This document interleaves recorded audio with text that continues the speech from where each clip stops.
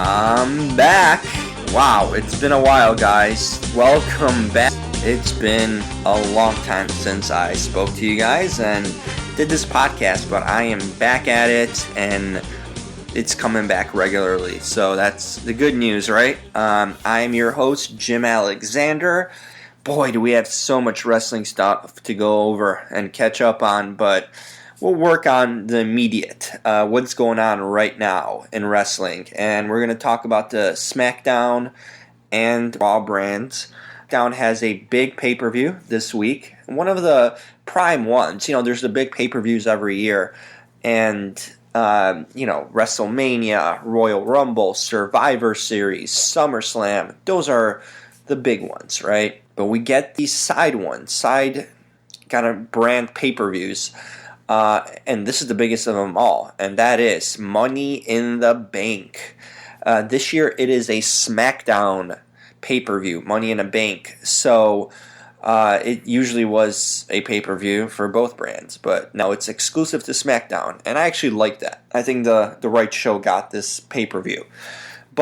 So SmackDown has Money in the Bank this Sunday, which will be really exciting and fun and cool. From the participants and matches that are rumored to happen and listed, right? And that will be happening on Sunday. And the big Money in a Bank match, which is basically, for those of you who don't know, it is participants. It depends on the number, usually 5, 6 ranges around that number. It's like a ladder match. Literally, it's a glorified ladder match with a briefcase hanging above that you need to get with the ladder. And the briefcase has a 1-year valid contract that this competitor who wins it can cash in any time for a world title opportunity. So they can cash in anytime, literally after a match, before a match. The mystique about it is that they can surprise whoever's the champion out of nowhere and take advantage of an opportunity. So that's pretty cool. I mean, the concept of it, it's been around for a while. It's been actually debuted at WrestleMania 21 in LA. And it's been ever since. So it's been around for a while. And it's a fun little thing. But before... Well, yeah, actually, you know what? Let's start with SmackDown. Then we'll touch on Raw. There's a lot more stuff going on SmackDown right now.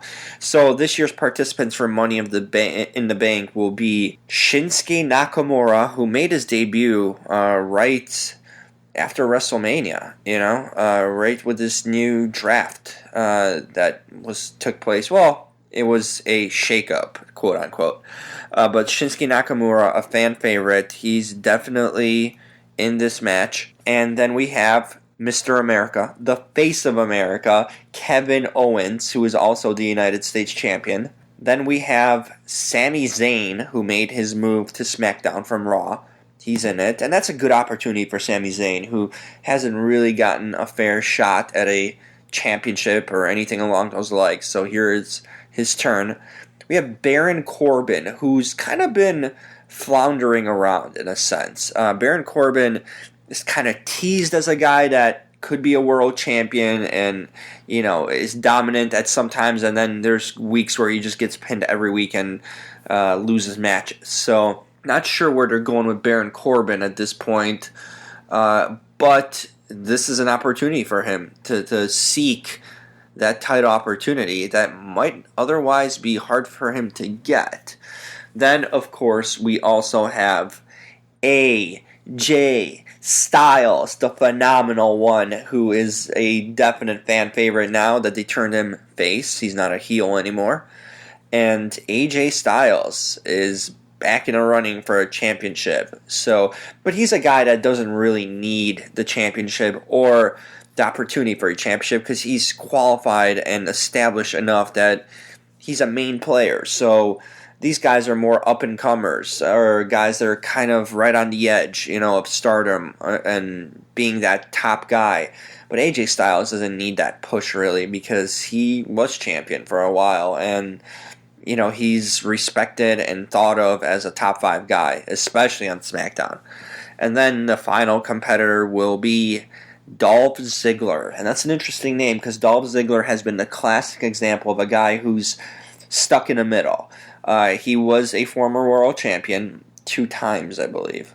Maybe 3. But you don't even remember because Dolph Ziggler's title reigns have never really meant anything or been long enough or significant enough. But here's his chance. This is a guy that's always stuck kind of in the middle grounds with the maybe U.S. title or Intercontinental title.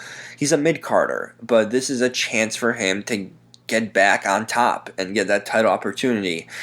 He's turned heel last few months. So, you had a good Dolph Ziggler, a nice guy Dolph Ziggler. That doesn't really necessarily work because people just kind of view him as an afterthought. But now the heel Dolph Ziggler, I think Nick Nemeth, the man behind the Dolph Ziggler character, he really is good as a heel. And this is kind of more his natural ways of going about things. So why not give him a chance, right? And here's his chance. So there's some really good competitors. Any one of them, it's wide open. In a sense, you can think and make a case for any one of them to win this Money in a Bank. They all could use a title shot, besides maybe AJ. And Kevin Owens to an extent. He was also a former Universal Champion, World Champion. But these guys, this is a good opportunity. And, obviously the favorites will probably be someone like AJ Styles or even in a sense Kevin Owens because they've been at the top. But the rumored favorite, I think the guy that will win it is Shinsuke Nakamura. I don't think he should, though. Shinsuke just really debuted on the main roster recently, like in the last couple months, and I know they're very high on him and they like him, but to give him that title push this fast, this early, let him work for it. Let him get good with the fans. I know the fans are really high on him, and his theme song is the catchiest one. I guess the whole crowd just lives by his theme song and his entrance, so they're really sold on him and his whole persona and character. But this is a guy that probably will get there to that world title spot on his own if you allow him to. If you give him some time and let him get more seasoned. I know telling Shinsuke Nakamura to get seasoned. This is a guy who's been wrestling for a long time, for decades technically, in Japan. So it's not like he's a rookie. He's actually a veteran, but in WWE terms, he is a rookie because he hasn't wrestled for that company. So fans haven't really seen him, WWE fans, unless you followed the Japan wrestling scene. Then you know more of him. Or like places like different indies in America. So that's a guy that's really kind of rumored. He's got the momentum, and I think he will win. Who should win, though, I really think it's Baron Corbin or Dolph Ziggler in a sense. And Sami Zayn also to an extent. I just don't think he's that guy. It's very hard to make Sami Zayn a believable world champion. And whoever wins this Money in Bank, most of the time, I mean, it's pretty much a precursor to getting that championship. It's really the stepping stone, and really, there's no way that a Money in Bank winner ever loses. There's been only twice, I believe, when Cena cashed in and didn't retain, and there's been a few guys who put the Money in a Bank on the line in different feuds and matches and lost the briefcase, which was Damian Sandow and Ken Kennedy comes to mind. But yeah, many people have not actually cashed in and lost the matches itself. So whoever's winning this is going to be a world champion. Very, very, very likely. So I just don't see Sami Zayn as being a world champion material. And it'd be cool. It'd be different and unique. I almost think of it's kind of reminiscent of when Daniel Bryan won the Money in a Bank, and no one expected him to ever be contention for a championship, and he won a Money in a Bank in Chicago. I was actually there at the show, and then he ended up cashing in, and look at the career Daniel Bryan had. He became a legitimate world champion, and really took him from that mid-card status to really the next level. Could Sami Zayn be that guy? There's some parallels, like look-wise, the indie scene. Both are veterans of the indies and really indie guys to the core. Could he be that one? Yeah, possibly. Does WWE want to go that direction, see it? So if that's the case, I'd be all for it. I just don't think they consider him that, and it just won't happen. I think the guy that should ultimately win is Baron Corbin. As I mentioned, he's stuck in the middle. They're kind of teasing him as a main event player, but not really, and he's just up and down. I think he should win it. He should be the one to get it. And I'd be very happy personally if Dolph Ziggler won. Give him another run, a real chance at it. But I just don't think they will. I think Dolph Ziggler is the least likely to win it, along with Sami Zayn, just because they don't push the guy. Like, they just don't believe in him in a way, which is kind of crazy. That he's been around. The fans usually have been high on him throughout. There really hasn't been any low points when it comes to that. When it comes to Dolph Ziggler, being hated by someone, or by the fans, or disliked, or he's just been always kind of a fan favorite. So why not give him a chance again? Let him get his final opportunity to sink or swim, right? If he sinks, then you at least gave it a try. If he swims, then maybe you got something now, right? You can bring back Dolph Ziggler to the mainstream and really kind of sell on him and use him in a bigger capacity.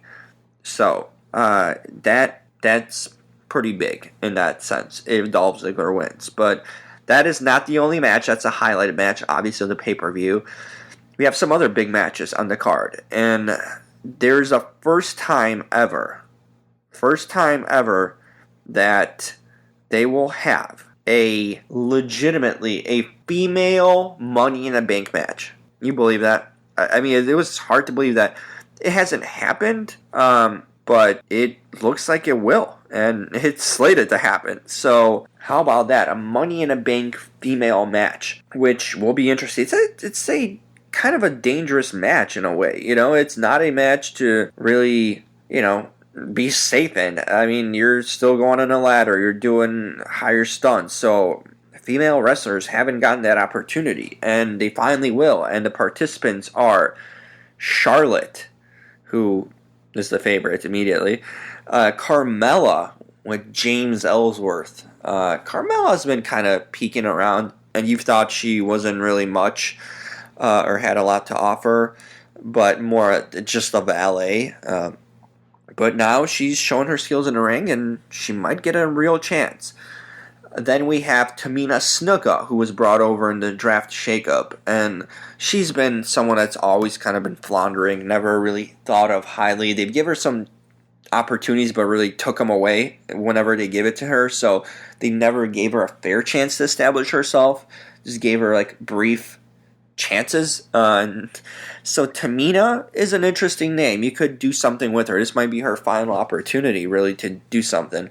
Natty Neidhart, and Natalia, whatever way you want to call her. And she's also someone that's been a consistent worker, just been kind of a lifer on the roster and been around through a while, and through all sorts of crazy angles they threw her way. She's basically the Dolph Ziggler of female wrestlers, of the WWE divas. Well, they're not divas anymore, technically. But, the female wrestlers. So she's the Dolph Ziggler parallel. She just doesn't really get a fair shot, but a consistent person and worker that's been around that, fans respond to. It'd be nice to see her win it and get that chance. Another person, and pretty much a favorite, would be Becky Lynch. So Becky Lynch gets an opportunity at Money in a Bank to regain her title. She's been someone that's been established and kind of a, if we're comparing like a Kevin Owens type, it's funny how the female wrestlers in this Money in a Bank and the male wrestlers have like similar characters and like statuses in the WWE. Charlotte would be the AJ Styles. She's very established and proven and multiple time women's champion, so she would be the leading favorite and one that doesn't really need the title. And Becky Lynch is kind of the Kevin Owens. You have Natty being the Dolph Ziggler role. Tamina is just, well, someone that kind of has been passed over by the roster and by the management because she just kind of an afterthought in a way, even though she's got some potential. I mean, to do something well. She's a good wrestler. She's the daughter of Jimmy Superfly Snuka. But then you have also Carmella, who is, in a way, the counterpart, maybe a Baron Corbin. Or she's like a Sami Zayn, actually. Yeah, more of a Sami Zayn. So yeah, I have these fun little parallels with the female wrestlers to the male ones and their Money in the Bank chances. But the odds-on favorite, the one you would think would win, would be Charlotte. I don't think she will. I think this is too good of an opportunity to pass up some of these other talents and give them a chance they otherwise wouldn't get. So I don't think Carmella's getting it at all. She's kind of the Sami Zayn. Like, I just don't see her as woman champion. She's more of a valet. It's going to take a lot more for her to really prove herself. But I would really like Natty to get this opportunity. I think Tamina is a little bit over the hill in a way. I don't know. You could maybe do a short-term championship with her. I guess if you were just planning for the short term, you can give it to Tamina. It'd be fresh and different. But Natty would be a nice winner here. I don't think Becky Lynch needs it. I don't think Charlotte needs it. But Natty could really use it. So that would be my pick if I was picking, my surprise pick. And it'd be a good choice, to give Natty the chance. But who I ultimately think will win, I think they're just going to give it to Charlotte. Go the easy route and have Charlotte win. And that's it. So, that'll be an interesting match. That's something to look out for. First ever Money in a Bank for women, along with the male version. So both Money in a Bank matches have some really good competitors. Now, other matches on the card will be the Usos defending their tag team championships against the New Day, the recently debuted New Day, who came over from Raw in the roster shakeup. I think New Day's winning this championship. The Usos been holding on for a while with these titles, and they've recently defended against Breezango and all these other tag teams that kind of come around. But now would be the time, I guess, to really establish New Day on SmackDown, since they were established on Raw. They're really over with the crowd. Crowd loves them. They're fan favorites. So I think this is almost natural that they win the titles from the Usos, who became a little bit stale since they turned heel. I mean, they've been good as heels, don't get me wrong. I like their new character changes, but I think the fans aren't really responding to them. They're just kind of floundering around, that word again. But I see the New Day winning these titles at the match. Another championship match will be the Women's SmackDown Championship match, and that's Naomi versus the recently debuted Lana, who debuted 2 weeks ago on SmackDown with a new character. And the character she debuts with is this, like, sexy dancer in a way, or whatever, like this, basically a very sexed up and a diva that they haven't had in a while, not someone that's technically a wrestler, quote unquote, like these other women, but someone who's just more like eye candy, that sort of thing. What they used to do in the past with a lot of their divas, just use them as valet or eye candy. And Lana's playing this character of this seductress, sexy woman, this Russian vixen, right?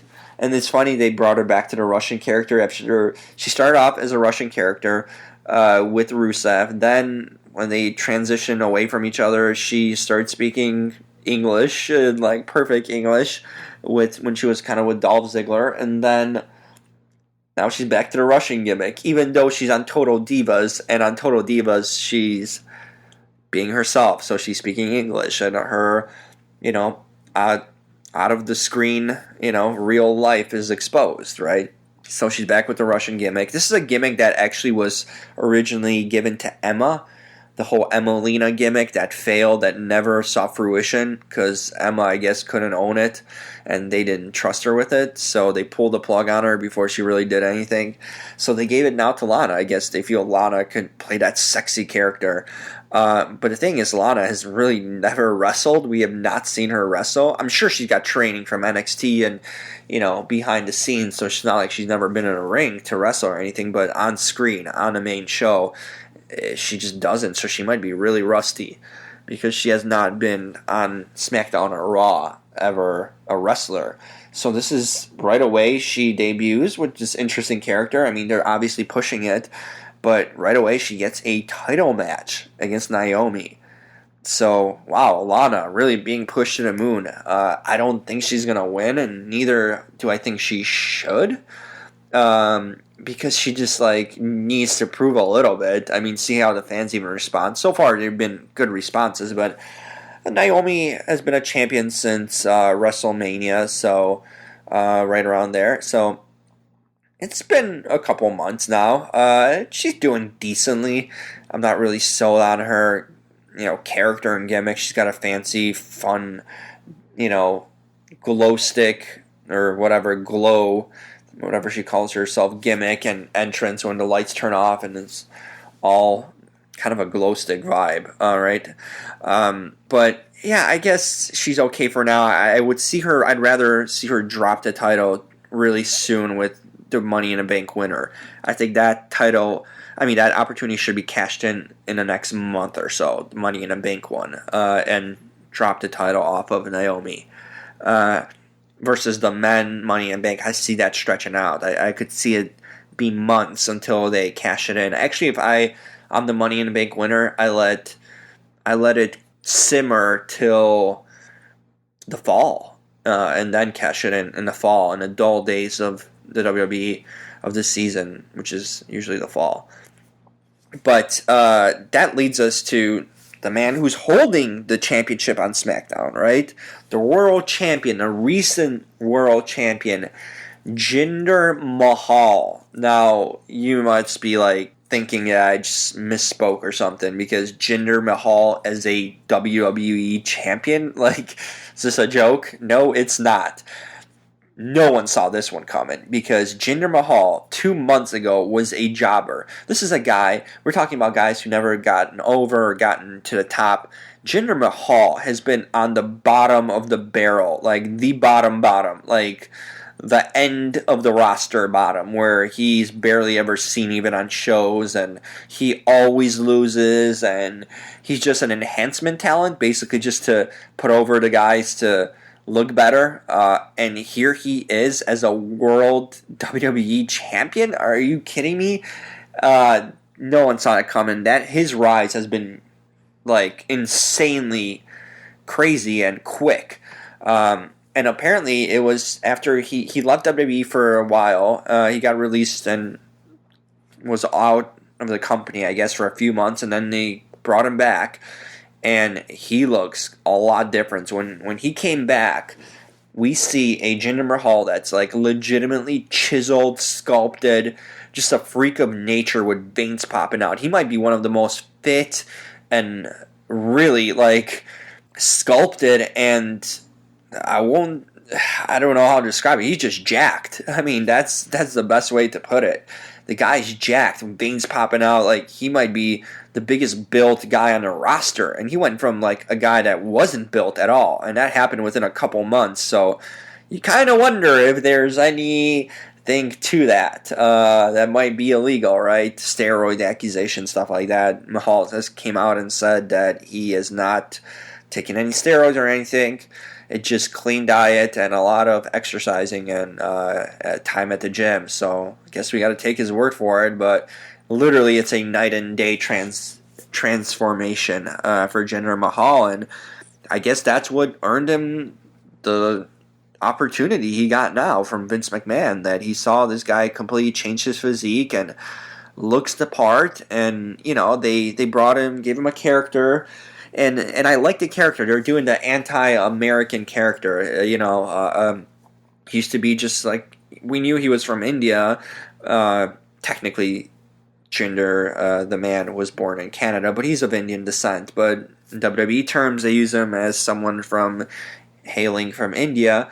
But yeah, so that's a gimmick. Like, instead of being the peaceful, man from India, he's now the cocky, overconfident American hater in a way that never's gotten an opportunity because he's from a foreign country, right? So that gimmick works. Like, that's a classic old heel anti-American gimmick, but it works because it draws so much heat from the crowd. It's a surefire gimmick that will always work, the anti-American, because you're guaranteed to get boos, right?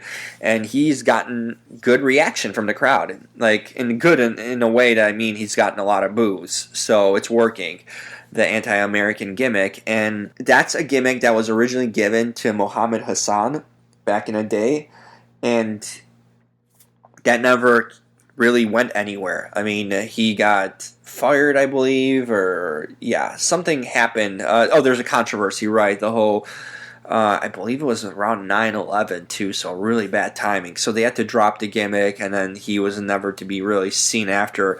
But that gimmick was working. He was from a character from the Middle East, right, from Iran, that also the anti-American. So in a way, Jinder's doing a similar thing right now.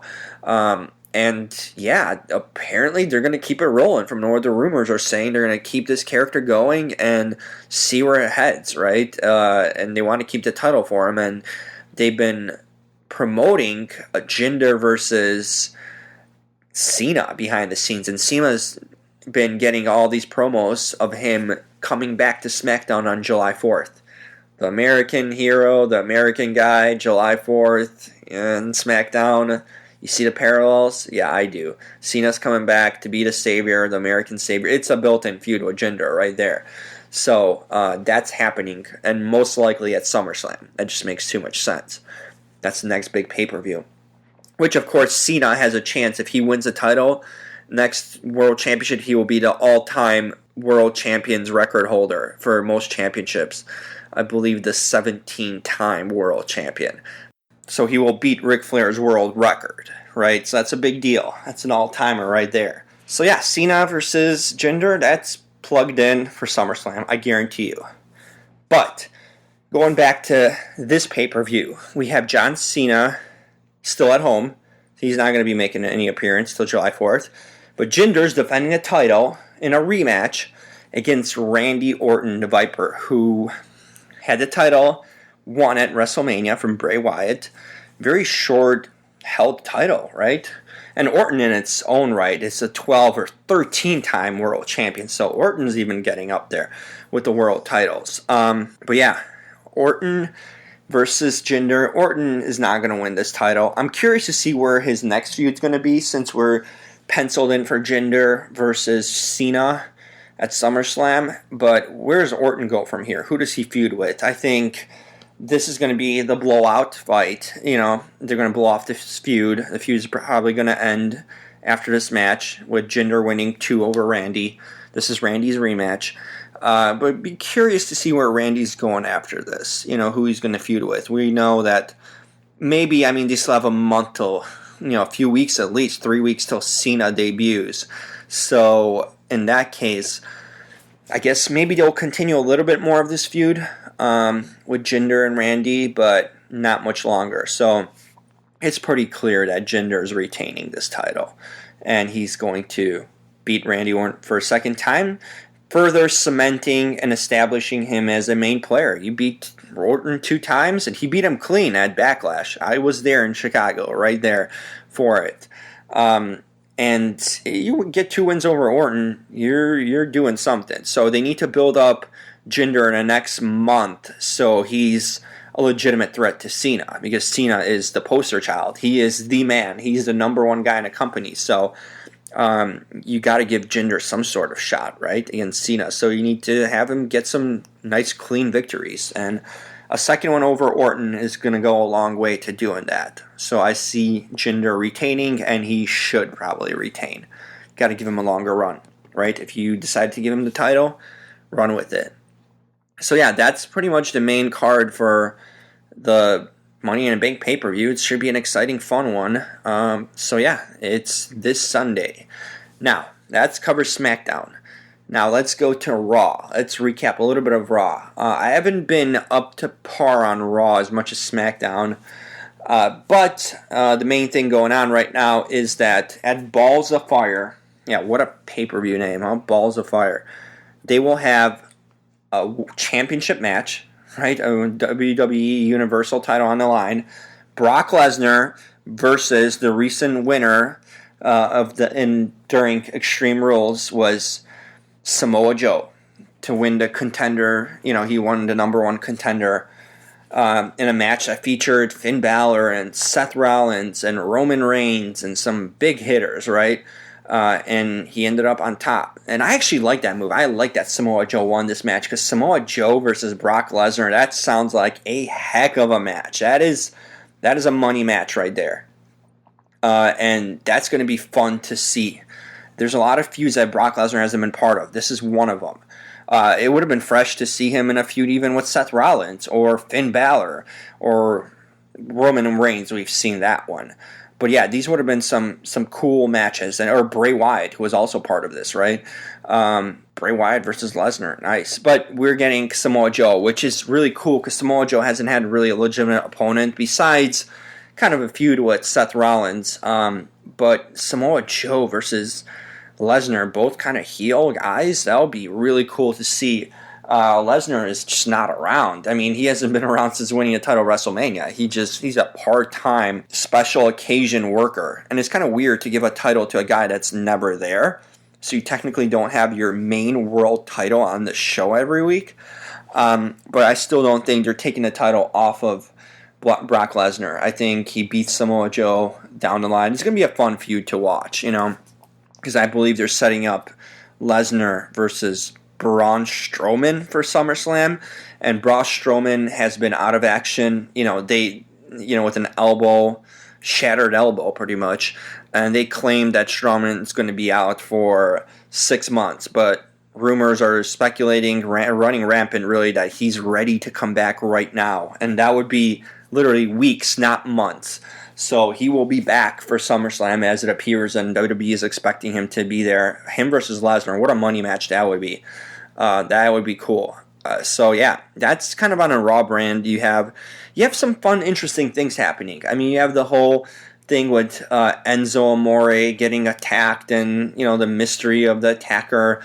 Then you have the whole texting Kurt Angle gimmick going on, which apparently they're saying is going to lead to a match with someone, whoever's revealed to be that, for Kurt Angle, which would be awesome to see Kurt Angle in a ring. So yeah, there's some cool side things. Alexa Bliss is starting a feud with Nia Jax. Alexa Bliss is just top woman on the roster for sure, in every sense. Just a big fan of hers. I'm glad she took the title off of Bayley because Bayley's just kind of boring. So yeah, there's stuff going on Raw that, you have Roman Reigns still ruling the place, Seth Rollins. You have a lot of, Raw is a lot more, I guess, I'd say, the talent might not be as top-end heavy as it is on SmackDown. You have your AJ Styles, Randy Orton, John Cena. These are the top guys on SmackDown. So they're really kind of really top guys. Top 3 guys in the company, I'd say, would be Orton, Cena, and AJ Styles, right? And then Raw is a lot more, upper good guys, upper really established guys, but it's a lot deeper. The roster's deeper, has a lot more quality guys all over the roster than SmackDown does. SmackDown's kind of top heavy, and then a lot of up and coming kind of guys. And Raw has just got a lot of guys that are really world champion quality, but not quite yet, mainstream household names. So, yeah, I like how the rosters are balanced out in that sense, because they really offer 2 different perspectives, 2 different shows, 2 very different shows, Raw and SmackDown. So, yeah, it will be interesting to monitor the Samoa Joe versus Lesnar feud and see what else happens. All these mysteries on Raw that are being planted, and we'll see who is revealed as these attackers and, mystery texters. So, yeah, that's the recap. I'm back with the Wrestling Authority podcast. We're going to be talking a lot more week to week about what's going on in WWE. Going to have a recap of the Money in the Bank pay-per-view on our next podcast and see how that turns out and who won these titles and who won these Money in the Bank matches and briefcases. So that's going to be a lot of excitement and potential new storylines being built and feuds. So that's what's going on right now. And if any rumors come around, and I'm sure there's going to be plenty, we will talk about it. So that's it for now. Make sure to follow me on Twitter at JimRKO. That's at JIMRKO. RKO as in Randy Orton's finishing move, that sort of thing. And yeah, you can check out this podcast on iTunes, Stitcher, and all the good places through Southgate Media. You know where to find that, Wrestling Authority on Google, right? You lead you to the right place. So definitely make sure to stay in contact with me and check out and listen to the podcast. Subscribe, like it. All the support's always great to have and important. So we're back, folks. I'm back. Might get a co-host, looking for one to make some more debated action and talk. But for now, I will carry the torch and we will talk to you. I will, technically. I'm taking the we out of this. I can do the I, right? Since it's me right now. I'll talk to you next week then. Thanks for tuning in, and Wrestling Authority, back at it.